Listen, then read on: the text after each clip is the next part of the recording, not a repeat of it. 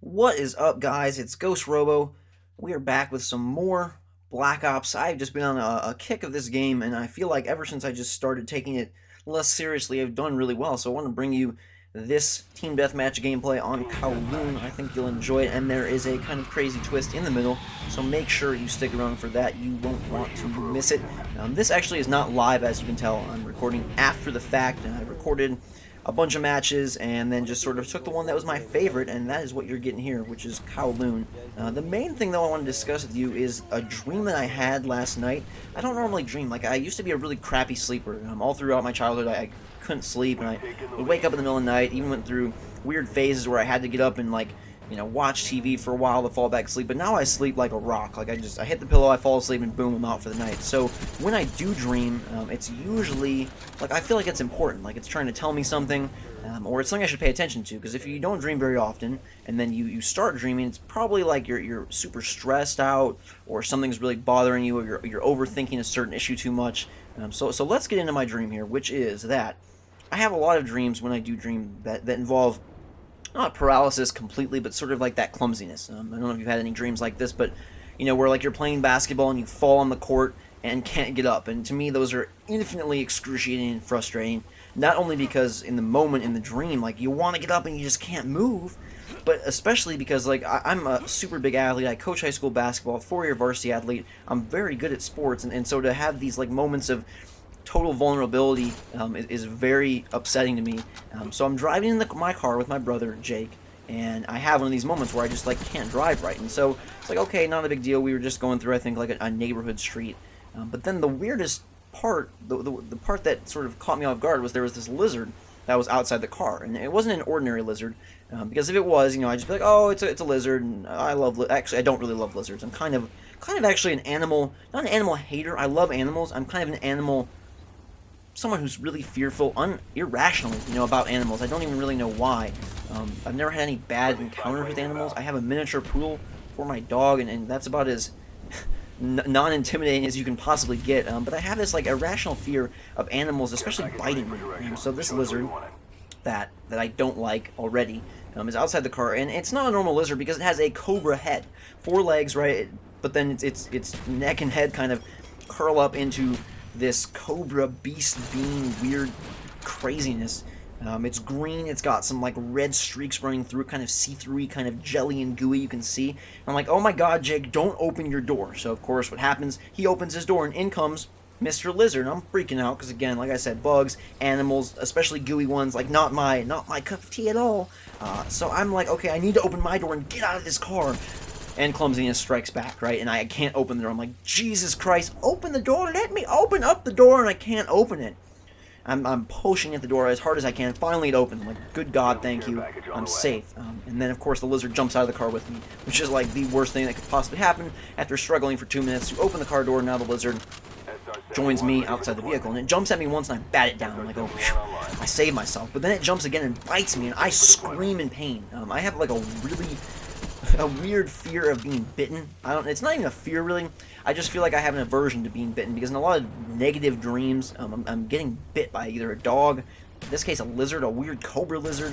Not fun. So I'm like looking to see if it broke the skin, right? Because venom, that's what you want to watch out for, especially from cobra lizards. Like that would be a horrible way to die. Like a venom pouring through your veins, like that just did not sound like fun. So I'm checking it. It doesn't look like the skin has been broken. So I'm like, okay, God, it's okay. So I run to the nearest building. I find a woman there, and I'm like, do you know what's going on? There's this lizard, and I describe it to her, and she's like, oh, that's a Steve Wrangler. I'm like, a Steve Wrangler? Is that bad, terrible? And she's like, yeah, they're really dangerous, but it doesn't look like it broke the skin, so you should probably be okay. And if you can tell in this game, I'm kind of on a tear, a huge tear. But then I remember you guys didn't really like my last Black Ops, so I'm like, okay, I'll hit the eject button. We'll black out to the Xbox dashboard and try something new here. Probably could have gone on and had a fantastic game, but instead we will play WWE All-Stars, which is more crazy than Black Ops and even more unpredictable because I know nothing about wrestling. Triple H, I've heard the name, I don't know who it is. I'm playing against a created wrestler here named Zero Zesto, so it doesn't get much more exciting than that. This is a cage match where we gotta escape out of the cage, but enough of that. Back to the Steve Wrangler. What is a Steve Wrangler? I'm like freaking out again. I'm looking at my hand, it's burning. It's like, I don't know if I was sleeping on my hand, and so that pain was kind of transferred between real life and my dream, but I'm like, okay, that's okay. I think I'm fine, so I take a deep breath, I go outside, the Steve Wrangler's gone, and everything seemed okay. Then they were talking in the background, I heard them talking about the other kind of lizard like this called a Chester Wrangler, another one with a cobra head. So if you ever hear anyone talking about Steve Wranglers or Chester Wranglers, watch out, because it was not a fun experience at all, especially in my car. Lizards with cobra heads. I don't know why I was dreaming about lizards or cobras. I know there was that news story I read recently about that cobra that escaped from a zoo and was kind of on the loose and they couldn't find it, but I don't know why it would have been traumatizing me at night. I wasn't really thinking about it prior to that. I mean, what does this dream mean? What is it trying to tell me? That I should watch out for things that are mixes of creatures? I really don't know. If you have an idea, send me a message or leave a comment below. Like, what do you think this dream means? Because like I said, I don't dream very often. I have friends who dream every night, and they're like, oh, these crazy stories. My brother's kind of like that. He has a lot of crazy stories. But I rarely do, so usually I try to be like, okay, what is going on? Is this just some random event? Or is there some deeper meaning? So if you can process this at all, and maybe you just say, GhostRobo, you are crazy, and that is the message you leave me, which I can believe. I'm kind of a crazy person. I can see that happening very easily, but I don't know. I gotta find that there's some greater significance in the Steve Wrangler terrorizing me in my car and then biting me but not breaking the skin, so I was okay. Maybe it's like I don't have to worry about things that I'm worrying about that seem scary. I don't know. Like I mentioned before, maybe to you guys, I went to USC down in Southern California in LA for a full ride scholarship and ended up getting only the half scholarship, which was infinitely disappointing to me, because I thought I did a great job and I thought the interview went really well. So I've kind of been in sort of a like mellow, low lemon squeeze period for a little while, but I'm back in the saddle. My computer still is not fixed. I finally got a hold of them, and they're like, they don't know what's wrong, so I'm gonna have to take care of that. But videos are still coming. I'm going on vacation in a few days, and that's gonna be super cool. And this game right here is pretty interesting.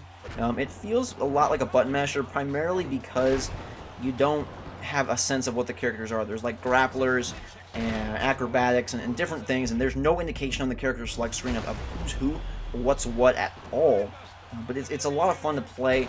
I don't know, I can't really see it winning out against something like Marvel vs. Capcom 3 in my rotation, but there's something interestingly appealing about playing as these humongous, like, action figure stylized wrestlers who have no care in the world for pain or dishing out pain. Like, they'll drop kick someone 40 feet in the air and the guy just gets back up and goes and picks him up.